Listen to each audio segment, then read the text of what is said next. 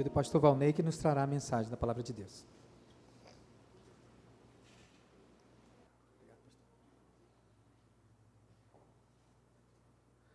Boa noite, irmãos.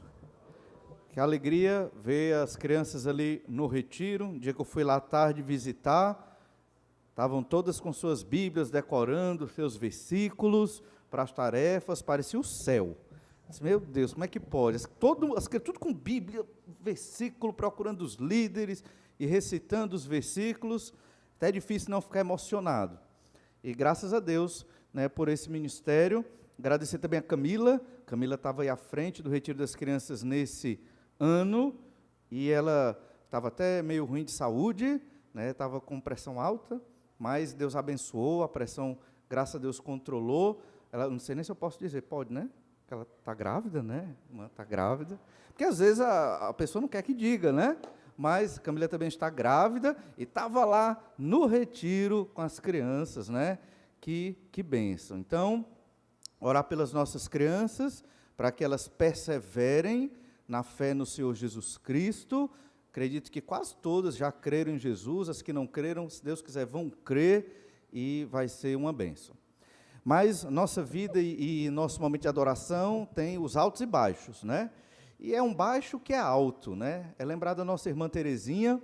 Nossa irmã Terezinha partiu no domingo passado, nós soubemos só depois do culto, né? E o seu sepultamento foi segunda-feira passada, né? Quem lembra da irmã Terezinha, ela fazia parte do Ministério dos Gideões. Seu esposo também foi membro desta igreja, seu Raimundo, que também já está com o Senhor. Agora ela está com o seu Raimundo, né? E irmã Terezinha, domingo atrasado, ela veio de carro, tinha 83 anos, veio dirigindo para a igreja, teve aqui na escola bíblica dominical. Os jovens, né, que não acordam para a escola bíblica dominical, lembra da irmã Terezinha. Irmã Terezinha lá com 83 anos, dirigindo seu carro, veio para a escola bíblica dominical, né, para adorar o Senhor. Fantástico. E eu me lembro que a irmã Terezinha sempre nos convidava para o jantar dos Gideões. Nós, como pastores, tínhamos que ir, e era uma alegria ir. Mas uma vez a gente foi para um jantar dos Gideões, e estava lá a irmã Terezinha nos recebendo, com chikungunya, toda dolorida, mas ela foi para o jantar dos Gideões, porque aí sentou lá na nossa mesa para estar conosco lá. Fiquei assim, até constrangido, né? Daí, pensando na irmã Terezinha, ela ilustra bem, essa nossa irmã, o que diz lá a mulher de Provérbios 31, uma mulher virtuosa. Você vai ler no texto original, no hebraico, é uma mulher forte. Virtuosa foi para tentar traduzir o que significa essa fortaleza da mulher. Então, nossa irmã Terezinha era uma mulher forte.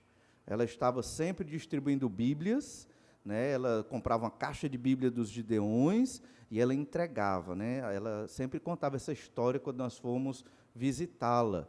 Interessante, ela estava terminando os seus estudos, né? Uma semana, acho que 2 semanas atrás, ela terminou o ensino médio.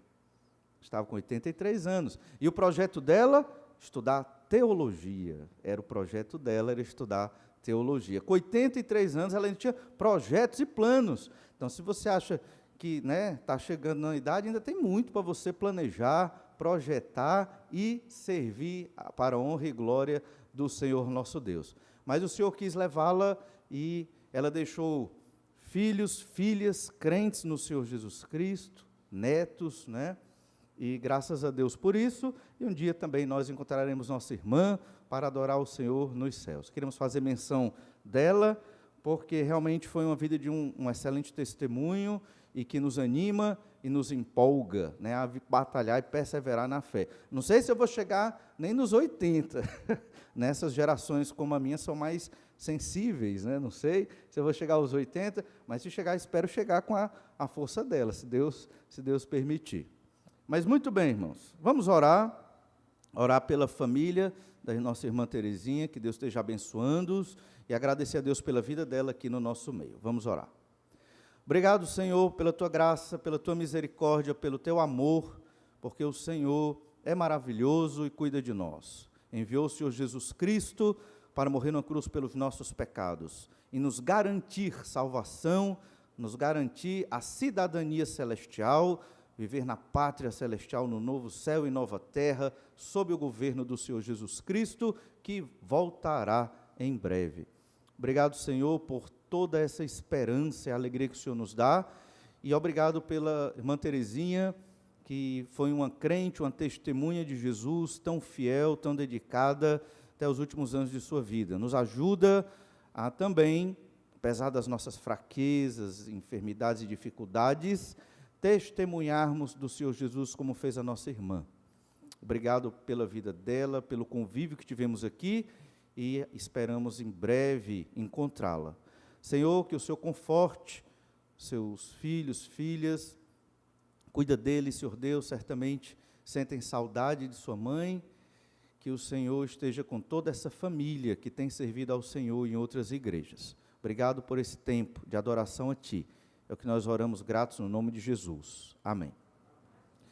Temos estudado, irmãos, a primeira epístola aos Coríntios. Paulo escreveu essa epístola porque os irmãos de Coríntios passavam por muitos problemas. Eram uma igreja de Deus, eram crentes em Jesus, mas havia uma mistura de muitas coisas difíceis ali. Era uma igreja soberba, era uma igreja infantil, não toda, claro, mas a boa parte da igreja era assim, e por conta disso muitos pecados acabavam entrando na igreja. E meditando nessa carta, é claro que na antiguidade ela era lida de uma vez só, mas para nós hoje, nós dividimos nos temas e nos pedaços para compreender melhor essa epístola, devido ao tempo, devido ao abismo cultural, linguístico entre nós e o período ali da cidade de Corinto. E nós estamos já no capítulo 5 de 1 aos Coríntios. Começamos a meditar no capítulo 5 domingo passado e vimos a ideia de que a igreja deve ser implacável contra os pecados. A igreja de Jesus, ela tem que ser implacável contra os pecados. E esse capítulo trata exatamente disso, da igreja ter que se posicionar contra pecados públicos. E nós explicamos que existem aqueles pecados do coração, aí ninguém julga ninguém, porque ninguém conhece o coração de ninguém, então você tem que respeitar, e nós temos que respeitar a liberdade das pessoas e não julgar os corações, porque nós não estamos nos corações de ninguém, só Deus há de julgar. Mas os pecados públicos, os pecados expressos, os pecados demonstrados, esses devem passar pelo escrutínio da igreja de Jesus. Deve haver exortação, deve haver aconselhamento, visando ganhar o irmão, amar o irmão, trazê-lo para perto de Deus. Por quê? Porque pecado, irmãos, é uma desgraça. O pecado que está em nós é terrível e nós temos que fugir desses pecados, crucificar a nossa carne, mortificar a carne para viver longe dos pecados. E a grande ilusão para a humanidade é achar que pecando ela será feliz. É achar que sem Deus a humanidade vai ter um tipo de felicidade e de liberdade. Liberdade e felicidade hoje são conceitos quase misturados na nossa sociedade. As pessoas querem ser livres e acham que isso é ser feliz. E a Bíblia prende e nos impede de fazer as coisas. Esse é o pensamento daquele que está perdido nos seus pecados. É exatamente o contrário. A palavra de Deus, ela nos liberta da escravidão do pecado.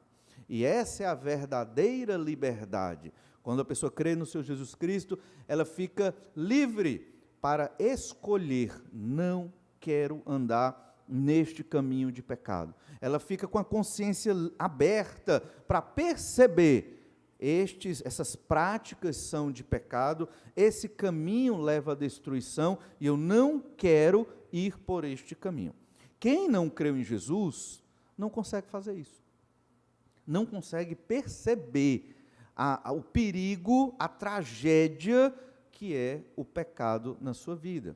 Mesmo sofrendo, mesmo perdendo muitas coisas, mesmo passando por muitas dificuldades, né, culpa todas as pessoas, todas as situações, mas não percebe que o problema está no seu próprio coração. Nossa primeira grande luta, irmãos, é contra o nosso próprio pecado, não é contra o pecado dos outros. Mas no contexto aqui desse capítulo, a igreja tinha que se posicionar contra um pecado público para que a igreja não fosse contaminada pelo pecado. Vamos ver então 3 ensinos sobre a igreja e os pecados dentro dela. Vimos 2, vamos só revisar, mas o tema principal de todo o capítulo é que a igreja deve ser implacável contra os pecados.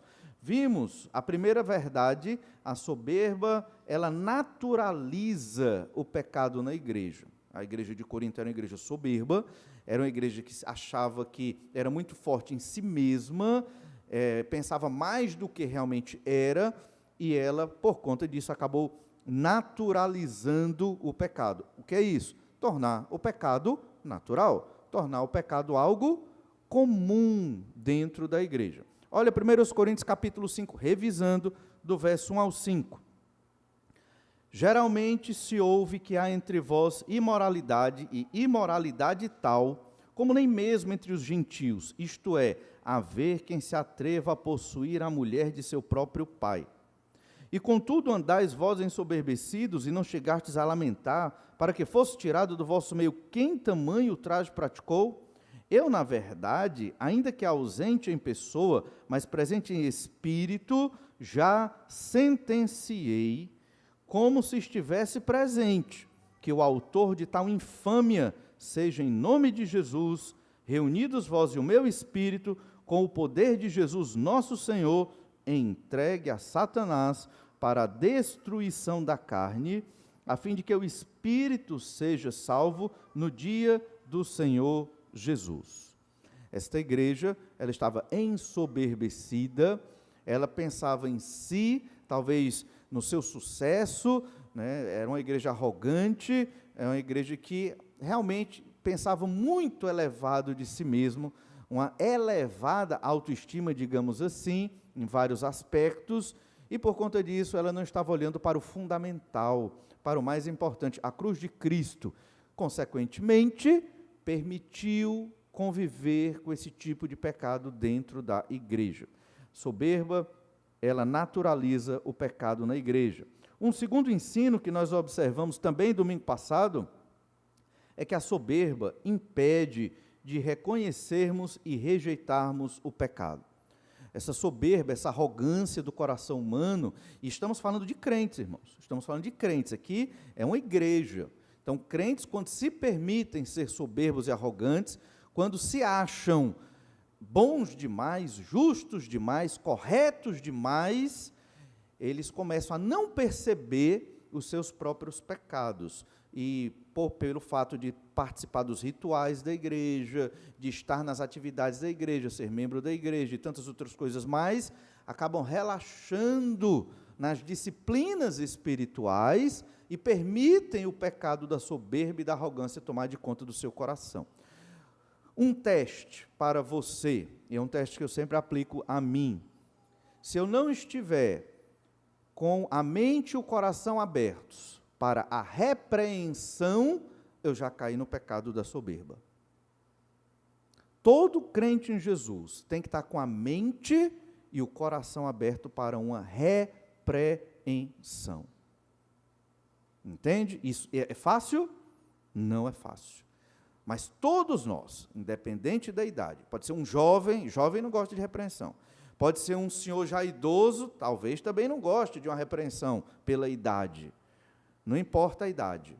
Todo crente em Jesus tem que ter a humildade de receber a exortação de um outro irmão.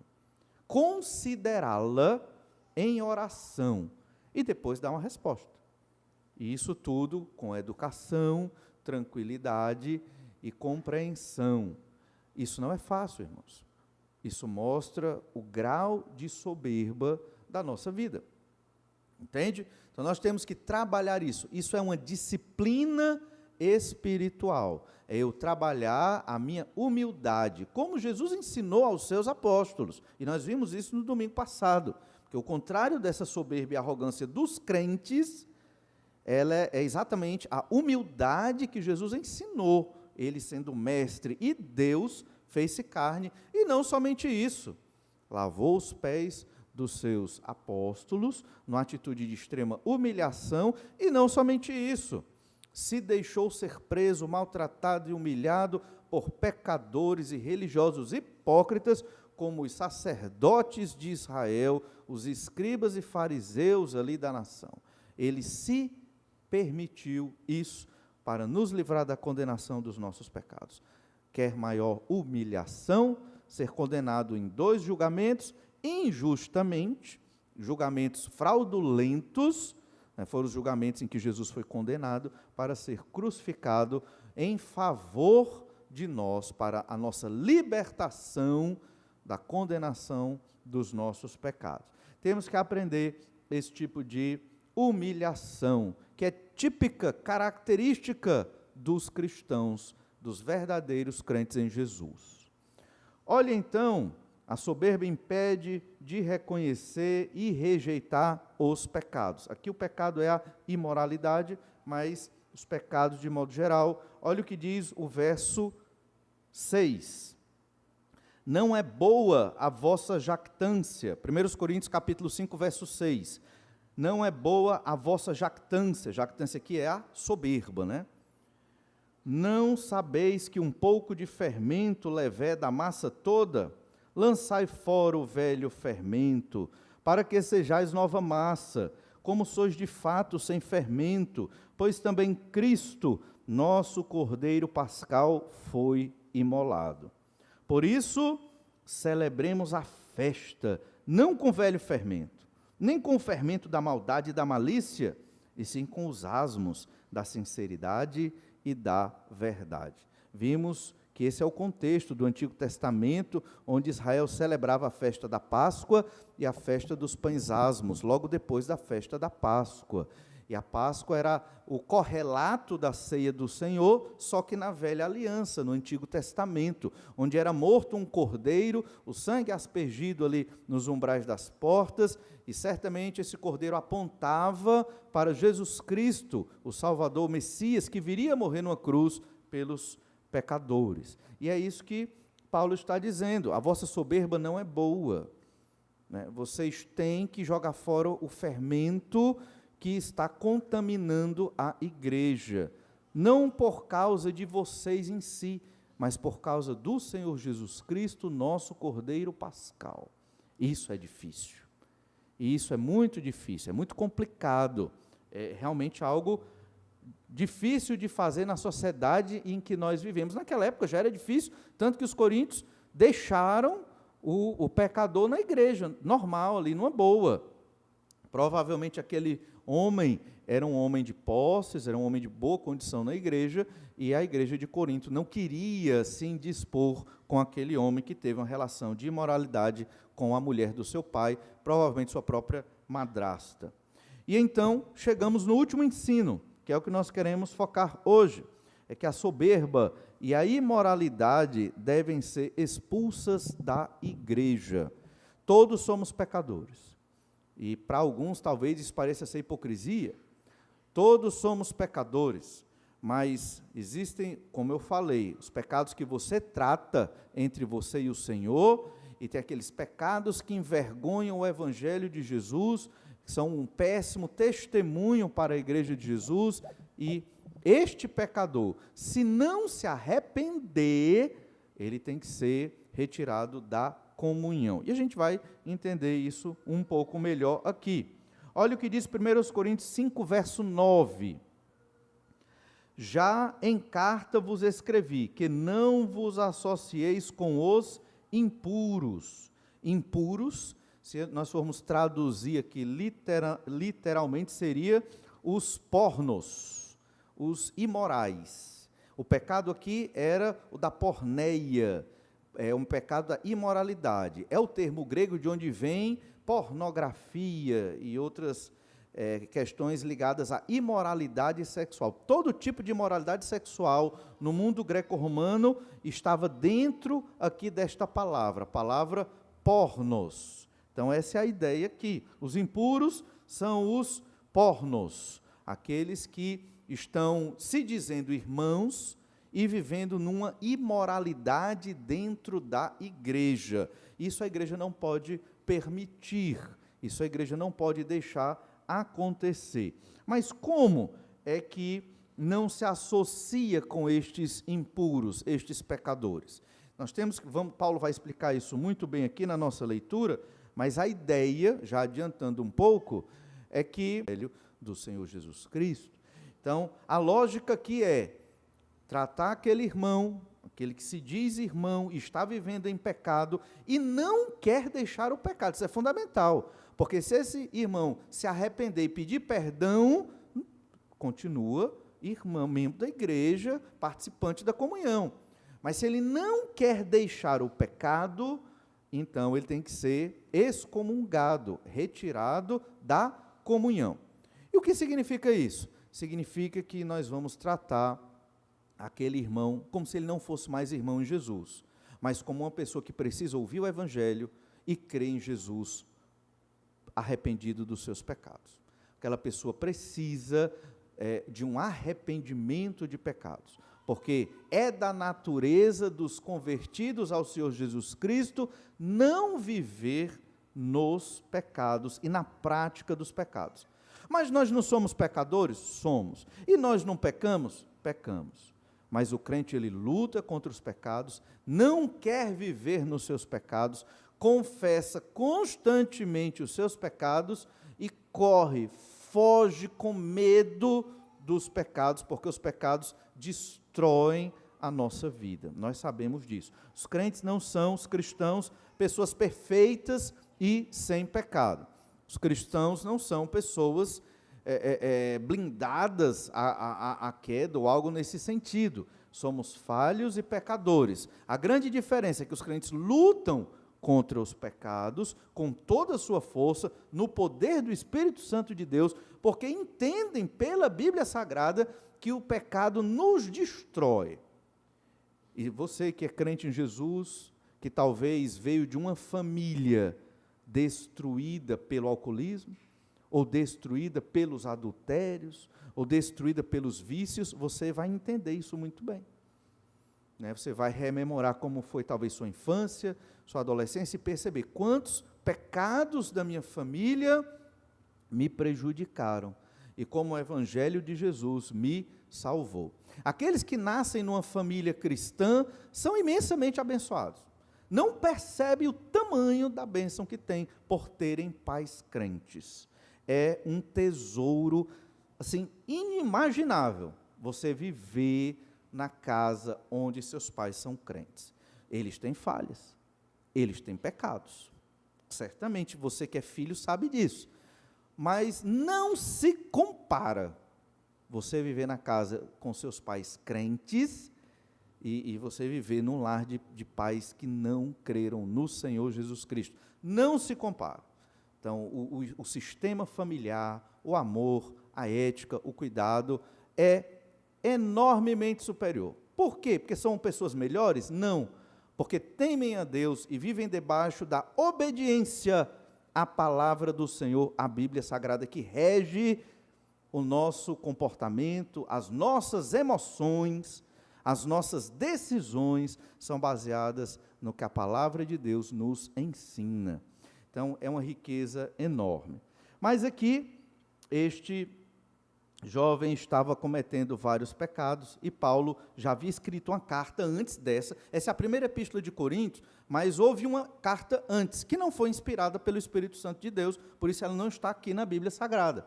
Mas nessa carta anterior, Paulo já tinha falado, não se associe com os impuros. E olha o que diz ainda o verso 10, 1 Coríntios 5:10. Refiro-me com isto, não propriamente aos impuros deste mundo, ou aos avarentos, ou roubadores, ou idólatras, pois neste caso terias de sair do mundo. Então Paulo não está falando dos impuros do mundo, da sociedade em geral, porque senão você tem que sair do mundo, você tem que ir para uma ilha, onde só você, lá, sua família são crentes, e sair, é impossível sair do mundo. certo? Então você não tem como não se associar de alguma forma com os que não creram em Jesus. Você vai comprar uma carne no mercado, o vendedor lá, ele talvez não seja crente. Você vai comprar um produto, quem fez esse produto também não é crente. Ou você vai alugar um imóvel, quem está alugando para você também não é crente. Então não tem como você sair. Vai no médico, o médico lá não creu em Jesus, e aí? Não tem como fazer as coisas só com aqueles que creram em Jesus. Então não tem como fugir do mundo. E Jesus também não ensinou isso. Olha o que Jesus falou em João 17, verso 15. Jesus, orando ao Senhor, disse assim: não peço que os tires do mundo, e sim que os guardes do mal. Eles não são do mundo, como também eu não sou. Santifica-os na verdade, a tua palavra é a verdade. Então, Jesus orando pelos seus discípulos. E Jesus dizendo, eles não são do mundo, e eu não te peço que os tires do mundo, mas que os guarde. Então, irmãos, nós vamos viver no meio do mundo, no trabalho, na escola, na universidade, ali que é o trono de Satanás praticamente, no mundo. Vamos viver no mundo, só que não como os cidadãos do mundo. Como cantamos hoje, somos cidadãos celestiais. Então, os crentes vivem numa perspectiva diferente, imitando o Senhor Jesus Cristo. Então, o crente está lá na escola, ou na universidade, ou no seu trabalho, ele é diferente. Ele não é diferente porque o pastor está dizendo que ele tem que ser diferente. Ele não é diferente porque a igreja diz que ele tem que ser diferente. Ele é diferente porque ele foi transformado pelo Espírito Santo de Deus no dia que ele creu no Senhor Jesus Cristo. Ele é diferente porque isso agora é da natureza dele. Isso é muito importante. Eu tenho que dar um bom testemunho no meu trabalho, porque senão, como é que vai ser? Vão falar mal de mim? Não é esse o pensamento.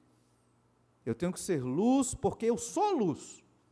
Jesus morreu numa cruz para me fazer luz no meio das trevas. É da minha natureza. E o crente vai querer viver assim. Ele vai querer. Vão haver tentações, dificuldades, mas o crente em Jesus, ele vai querer brilhar e testemunhar da sua fé no Senhor Jesus. Então, Paulo está dizendo, eu não estou dizendo que vocês têm que sair do mundo, mas ele está se referindo especificamente aos impuros de dentro da igreja. E é importante dizer que a igreja de Corinto, ela era uma igreja grande, era uma igreja cosmopolita, e a sociedade de Corinto, uma cidade grega muito rica, muito conhecida na antiguidade, era muito imoral. Era cheio de imoralidade, e era muito comum naquela cidade a imoralidade. Então isso acabava, obviamente, resvalando na igreja, e por isso os crentes de Corinto tinham que ser mais firmes, para não permitir que isso chegasse na igreja, e estava chegando ali. Não era só o pecado da imoralidade, outros pecados aqui são mencionados. Aos avarentos, avarento é aquela pessoa que gosta do dinheiro mais do que todas as coisas, aquela que ama a riqueza. Os roubadores, ou idólatras, então, todo tipo de pecado aqui. Os impuros não é só com relação à imoralidade sexual, mas era com vários outros tipos de pecados públicos, que se estão ali sendo praticados pelos irmãos da igreja de Corinto, isso tem que ser tratado. Se o irmão se arrepender, amém, tudo bem. A igreja é o local dos arrependidos. Deus se agrada quando um pecador se arrepende. A igreja não é um local para punir. Isso aqui não é para punir. Talvez pareça, mas não é. Se a pessoa se arrepende do pecado, ela é recebida, porque todos somos pecadores. Mas a igreja, se ela não trata dessas questões, isso toma de conta da igreja, os pecados vão se alastrando e a igreja acaba toda vivendo em pecado e perdendo o seu sentido e significado de um local de adoração e de oração. Paulo explica isso também em 2 Coríntios capítulo 6, verso 14. Vamos lá para 2 Coríntios 6, 14, onde ele dá uma ênfase maior no ensino sobre a igreja se separar dos pecadores, no sentido que ele está colocando aqui. 2 Coríntios 6, 14. Não vos ponhais em jugo desigual com os incrédulos, porquanto que sociedade pode haver entre a justiça e a iniquidade? Ou que comunhão da luz com as trevas? Que harmonia entre Cristo e o maligno? Ou que união do crente com o incrédulo? Que ligação há entre o santuário de Deus e os ídolos? Porque nós somos santuários do Deus vivente, como ele próprio disse: habitarei e andarei entre eles, serei o seu Deus e eles serão o meu povo. Por isso, retirai-vos do meio deles, separai-vos, diz o Senhor, não toqueis em coisas impuras, e eu vos receberei. Serei vosso pai, vós sereis para mim filhos e filhas, diz o Senhor Todo-Poderoso. Esse texto trata da separação do crente do ambiente de pecado. O crente, ele se separa de qualquer forma de ambiente de pecado, de aparência do pecado, de associação com a sociedade de pecado. Então, nós crentes deixamos tudo isso para trás. É por isso que não vivemos, nesses aglomerados de shows mundanos. Por isso que os crentes não frequentam bares e bebem e essas coisas mais. É por isso que os crentes deixaram tais práticas, exatamente por conta desse texto, para não nos associarmos com os pecados da sociedade e o ambiente de pecado. Isso porque nós somos pessoas melhores? Não, mas porque nós entendemos o mal que o pecado traz, e Jesus abriu a nossa mente para deixar esses pecados de lado. Ainda somos pecadores, ainda estamos lutando contra o nosso próprio pecado, e não é uma luta fácil. Você que é crente em Jesus sabe disso, para ter um coração limpo e puro diante do Senhor, mas é necessário que deixemos esse tipo de associação. Quando aquele jovem, ele decidiu cometer esse pecado de imoralidade com a madrasta, com a mulher do seu pai, e não se arrependeu do seu pecado, então ele tem que ser considerado alguém que ainda não creu em Jesus. Se ele creu ou não, Deus sabe, mas pela igreja ele é considerado alguém que não creu, e assim ele vai ser tratado não como igreja, mas como alguém que precisa do Senhor Jesus Cristo. 1 Coríntios 5, verso 11, avançando em mais um versículo. Mas agora vos escrevo que não vos associeis com alguém que, dizendo-se irmão, for impuro, ou avarento, ou idólatra, ou maldizente, ou beberrão, ou roubador, com esse tal, nem ainda comais. Veja como é forte, Nem faça uma refeição. Mas como assim, pastor? Nem ainda comais. Não pode fazer uma refeição com essa pessoa. Aqui o contexto, irmãos, é de você fazer uma refeição com um irmão, um crente em Jesus, alguém que é como sua família, a igreja do Senhor Jesus Cristo. Uma refeição de comunhão. Você não tem como fazer uma refeição de comunhão com este que se diz irmão, mas deliberadamente escolheu viver no pecado. Pastor, eu quero continuar no pecado, mas eu também quero ser irmão em Jesus Cristo. Não dá, não tem como, não é possível, é incompatível. Isso não traz bênção, não é a vontade do Senhor. Havendo arrependimento, todo arrependido, aqui é a casa do arrependimento, a igreja é dos arrependidos, mas aqueles que querem viver em pecados e ter Deus, não dá, é impossível. Deus não aceita pecadores contumazes. O que é um pecador contumaz? É um pecador que sabe que está pecando, quer continuar pecando e não vê problema nisso. Esse aí, Deus, ele não tem como receber, porque estão perdidos nos seus próprios pecados. Então, a lógica aqui, nem ainda comais, não tem essa comunhão fraterna, não tem a comunhão de irmão, porque ele abdicou da condição de irmão. Se essa pessoa é salva ou não, Deus sabe. Não estamos aqui para julgar a salvação de ninguém, mas o testemunho dela é de alguém que não creu em Jesus. Então você deve estar com essa pessoa para proclamar o evangelho, para ser luz no meio das trevas para essa pessoa. Amá-la, você deve amá-la, mas não como irmão em Cristo. Agora você deve amá-la como um pecador perdido, que precisa do evangelho, que precisa do seu cuidado. Você pode até continuar conversando com ela, indo atrás dela, mas o assunto é outro. O assunto não é mais a festa, como é mencionado aqui no verso 8. Por isso celebremos a festa. Celebrar a festa aqui é adorar a Deus, é glorificar o nome do Senhor, é partir o pão na ceia do Senhor, em outras refeições fraternas entre os crentes em Jesus. Mas agora, esse que se diz irmão e quer viver no pecado, ele tem que ser tratado em amor, como alguém que precisa urgentemente do Senhor Jesus Cristo. Precisa perceber a gravidade do pecado e precisa se arrepender do seu pecado. É um trabalho de re-evangelismo, digamos assim, de cuidado, de discipulado e de amor. No tempo em que nós vivemos, é muito complicado, acho que no mundo greco-romano já era também, sempre foi complicado para a igreja de Jesus, porque a igreja do Senhor Jesus Cristo, ela sempre é contra os pecados socialmente aceitos, né, pela sociedade de pecado, pelo mundo, pelas trevas.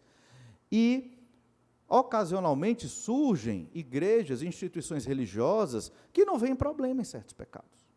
Não tem problema. Né? Tem igreja que você pode cometer vários pecados lá e está de boa, não tem problema nenhum, e fica bem. Mas olha o que diz Efésios, capítulo 5, verso 1, sobre a nossa santificação. Mais uma vez, irmãos, nós somos pecadores, miseráveis, redimidos pelo sangue de Jesus. Nós não somos pessoas perfeitas, né? Nós não somos pessoas impecáveis, nós somos pecadores redimidos por Jesus, lutando contra o nosso próprio pecado. Isso é importante deixar claro, certo? Efésios 5, verso 1. Sede, pois, imitadores de Deus como filhos amados, e andai em amor, como também Cristo nos amou, e se entregou a si mesmo por nós, como oferta e sacrifício a Deus em aroma suave. Então, imite a Deus, siga Jesus Cristo, é o apelo do apóstolo aqui. Ele nos amou, Ele se entregou por nós, imite a Deus, siga Jesus Cristo. Verso 3, mas a impudicícia e toda sorte de impureza ou cobiça, nem sequer se nomeie entre vós como convém a santos. Esse termo santos foi desvirtuado por conta da igreja romana. Todo crente em Jesus é um santo. Existe o costume e a prática dos santos. Os crentes em Jesus têm um costume e uma prática de santidade. Esses pecados mencionados aqui, a impudicícia, a impureza, a cobiça, pecados de imoralidade, nem sequer devem ser falados pelos crentes. Por exemplo, uma piada imoral, nem sequer a gente fala uma piada dessas, entende? Esse tipo de comentário, qualquer tipo de conversa que chegue perto disso, nem sequer deve sair da nossa boca, nada. Esse é o costume dos santos, dos crentes em Jesus, que deve existir até hoje no nosso meio. Isso é santificação. Verso 4. Nem conversação torpe, nem palavras vãs ou chocarrices, coisas essas, inconvenientes. Antes, pelo contrário, o que é que tem que ter na boca dos crentes, dos santos? Ações de graças. É isso que os crentes devem falar. Os crentes têm que ser pessoas agradecidas. E essa é a nossa conversa. Esse é o nosso papo. É agradecer a Deus, conversar com o irmão, falar das bênçãos. Pastor, mas eu não tenho bênção para... Que história é essa que não tem? Todos nós temos muitas e muitas bênçãos. Talvez não enxerguemos, porque estamos querendo algo que talvez nem seja uma bênção. Todos temos bênçãos, a começar da nossa conversão em Jesus Cristo, é a nossa grande bênção. Nossa conversa é essa, louvar a Deus, ações de graças, e essas são as conversas entre os crentes em Jesus, fruto da sua leitura da Bíblia, do seu devocional, da sua vida de oração. E até no sofrimento e nas dificuldades, Deus nos dá ações de graças para agradecer a Deus por tudo que Ele é e por tudo que Ele tem feito, já fez e tem feito na nossa vida. Essa é a conversa dos crentes. Esse é o nosso assunto. É o que está sendo dito aqui. Verso 5. Sabei, pois, isto: nenhum incontinente, ou impuro, ou avarento é o ganancioso, que ama o dinheiro, que é idólatra, tem herança no reino de Cristo e de Deus. Não tem herança, não participam do reino de Deus. Por que Paulo está escrevendo isso aos Efésios? Porque alguns da igreja de Éfeso estavam pendendo para esse tipo de caminho, como aquele homem lá da igreja de Corinto também. Então isso era um problema nas igrejas do mundo greco-romano, porque a cultura e a sociedade greco-romana era extremamente imoral. Eram polígamos, eram idólatras, tinham muitos pecados ali. E aí vem a igreja de Jesus procurando o quê? Santidade, pureza no casamento, pureza para os jovens. Como? No meio de uma sociedade tão perdida? Só o milagre do Senhor Jesus Cristo na vida dessas pessoas e o Espírito Santo de Deus convencendo do pecado, convencendo do que é o melhor. O melhor é isso que a Bíblia nos ensina. Isso, irmãos, traz, não só é uma marca dos crentes, essa santificação, porque é um sinal de que realmente cremos em Jesus, como também nos traz uma vida saudável, uma vida alegre, uma vida tranquila, uma vida pacífica, famílias estruturadas, interligadas. Tudo são fruto e bênção da santificação, como nós devemos viver. E então, no verso 6, ninguém vos engane com palavras vãs, porque por estas coisas vem a ira de Deus sobre os filhos da desobediência. Portanto, não sejais participantes com eles. Não se engane. Vai chegar alguém dizendo, não tem problema não, isso é bobagem. Lá na nossa igreja a gente pode fazer tudo isso e não tem problema, o pastor deixa. Não importa, tem que ver o que a Bíblia diz, não o que o pastor diz. Veja que eu só estou lendo. Você na sua casa leia de novo.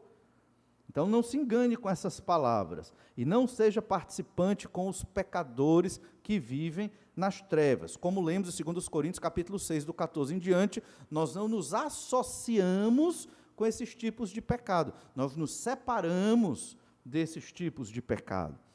E diz mais no verso 8, pois outrora erais trevas, porém agora sois luz no Senhor.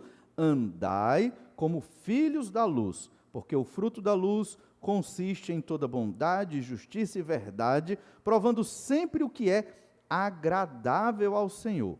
Não sejais cúmplices nas obras infrutíferas das trevas, antes, porém, reprovai-as, porque o que eles fazem em oculto, o só referir, é vergonha.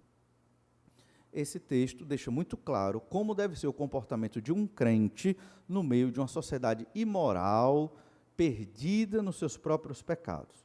Isso serve para nós entendermos onde nós estamos, qual é o nosso lugar, qual é a nossa identidade. Somos santos em Cristo, transformados pelo sangue do Senhor Jesus derramado na cruz do Calvário em nosso favor. Nós somos estes. Mas não era só esse tipo de pecado que era condenado. Todo pecado que trouxesse problema na igreja deveria ser extirpado. Pecados que trouxessem o mal para a própria igreja. Lá em Tessalonicenses, na segunda epístola aos Tessalonicenses, havia um pecado até estranho, mas talvez para alguns mais ameno. Mas olha o que Paulo diz, 2 Tessalonicenses 3, verso 6. Nós vos ordenamos, irmãos, olha bem, o negócio é pesado, nós vos ordenamos, ordem do apóstolo, nós vos ordenamos, irmãos, em nome do Senhor Jesus Cristo, que vos aparteis de todo irmão que ande desordenadamente, e não segundo a tradição que de nós recebestes. Acabei de ler, Efésios 5, é essa tradição, a tradição dos santos.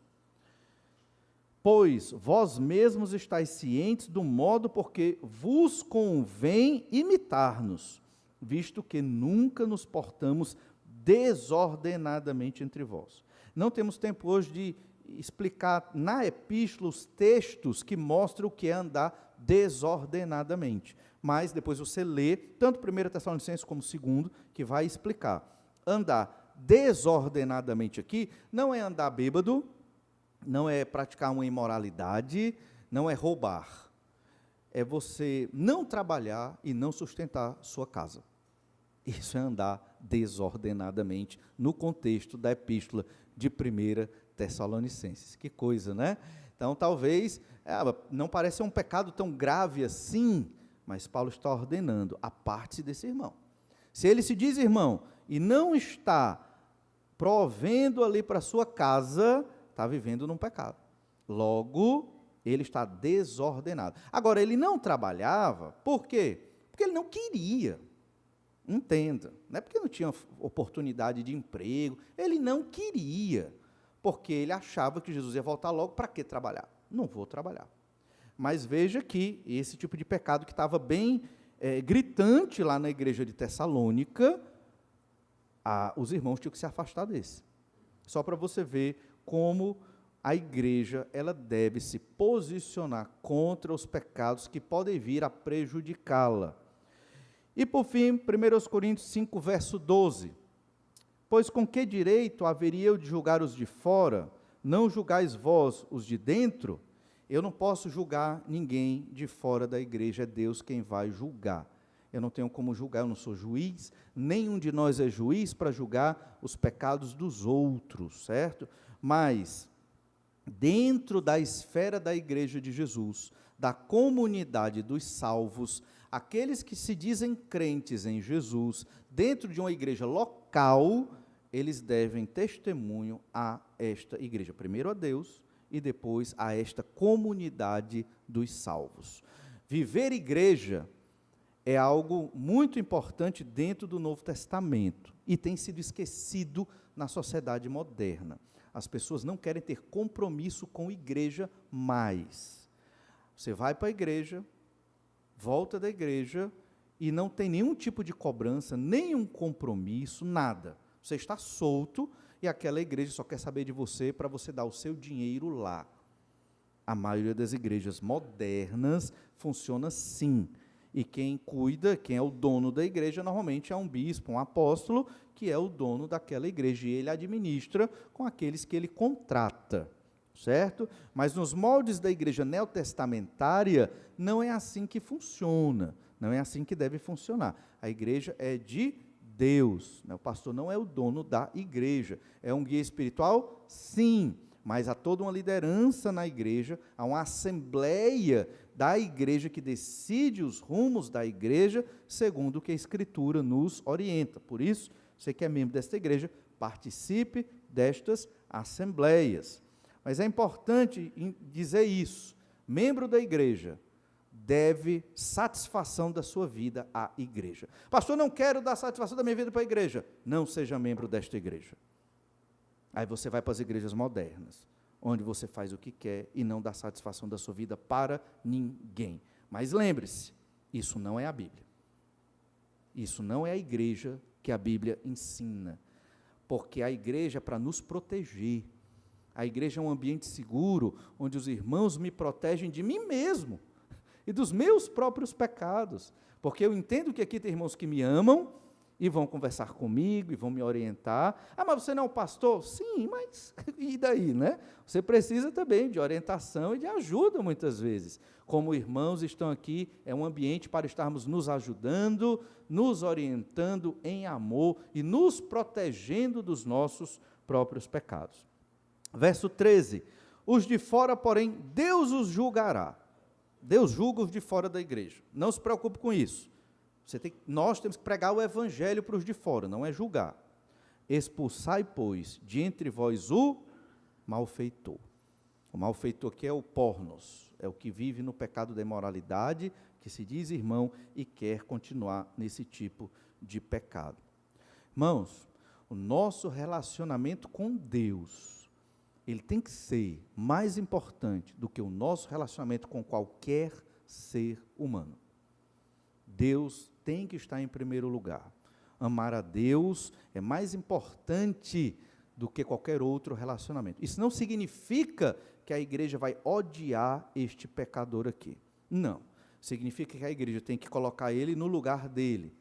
Ele não pode mais ser considerado irmão. Ele é considerado alguém que precisa ouvir do Evangelho para se arrepender dos seus pecados e crer no Senhor Jesus Cristo, se é que ele não creu no início da sua vida.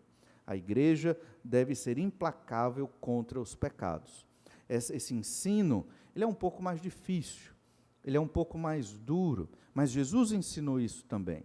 Os apóstolos estão ensinando isso também.